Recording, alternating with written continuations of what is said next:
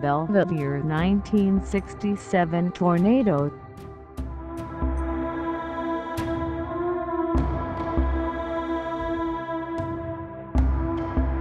At 3:50 p.m. a tornado struck as children were boarding buses at Belvidere High School. The tornado was an F4 and killed 24 people, while causing the injury of 410 people.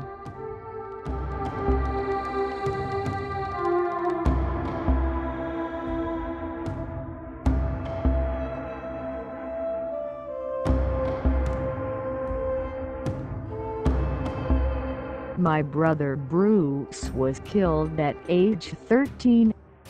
I was only 2 at the time, so sadly I have no recollection of my brother.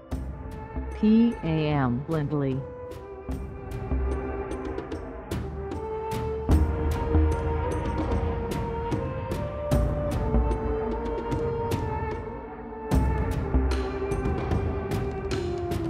My bus number 30 was moved 100 yards by the tornado.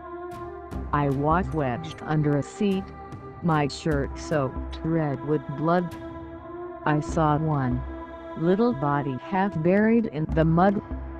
Ken Anderson.